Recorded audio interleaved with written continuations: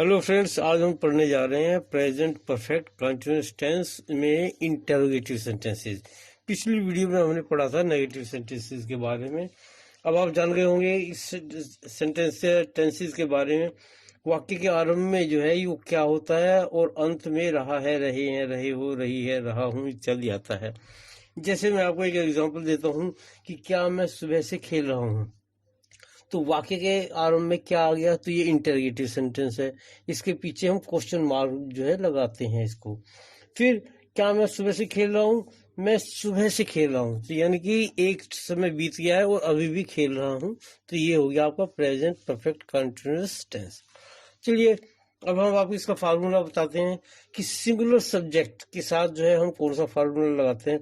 Singular subject without I के, जिसके अंदर होता है ही, शी, इट, में हम फार्मूला लगाएंगे हैज प्लस सिंगुलर सब्जेक्ट यानी कि he, she, it plus been plus verb first form plus ING plus object plus since और फॉर का यूज, और लास्ट में हम क्वेश्चन मार्क लगाते हैं।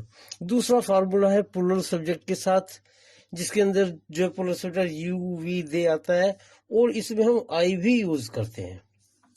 तो इसका फार्मूला क्या है कि इसके जो इसमें आते हैं प्लूरल सब्जेक्ट के अंदर जो भी आते हैं यू, वी, आई, उसमें हम लगाएंगे सब्जेक्ट के सेंटेंस के आरंभ में हैव प्लस प्लूरल सब्जेक्ट और या फिर आई, उसके साथ बीन प्लस वर्ब की फर्स्ट फॉर्म, उसके साथ ING plus object plus since और फॉर का यूज और क्वेश्चन मार्क जो है उसके अंदर लगाएंगे।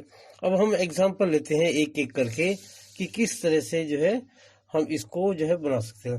पहला एग्जांपल है क्या मैं सुबह से खेल रहा हूँ, तो अब ये क्या मैं, ये सब्जेक्ट इसके अंदर है मैं, तो मैं आता है आपके दूसरे वाले इसके अंदर दूसरे वाले फार्मूले के अंदर आता है।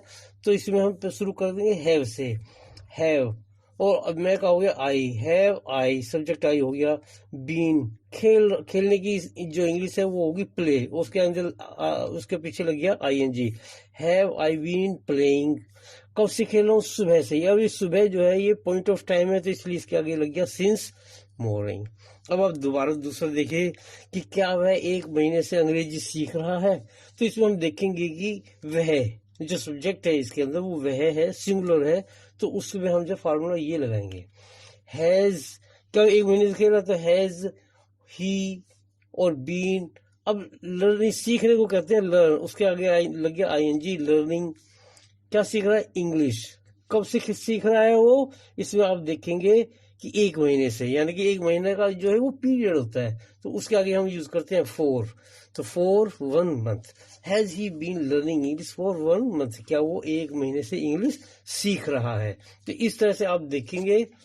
अब हम लेंगे तीसरा एग्जाम्पल कि क्या हम 1 घंटे से पढ़ रहे हैं, तो हम हो गया, हम के लिए जो है हो गया प्लूरल सब्जेक्ट वी, तो हम ये फार्मूला लगाएंगे क्या हम 1 घंटे से पढ़ रहे हैं, हैव वी बीन, पढ़ने की इंग्लिश होती है स्टडी, और उसके पीछे लगे ING, have we been studying for 1 hour. 1 घंटे के लिए हम 1 घंटा जो है वो भी क्या होता है आपका पीरियड ऑफ टाइम, तो इसके लिए हम फॉर यूज करेंगे 1 आवर। अब हम देखिए फोर्थ जो है एग्जाम्पल, क्या धोबी 2 घंटे से कपड़े धो रहा है, तो क्या धोबी जो है एक सब्जेक्ट है, तो इसके लिए हम जो है ये हैज वाला फार्मूला यूज करेंगे।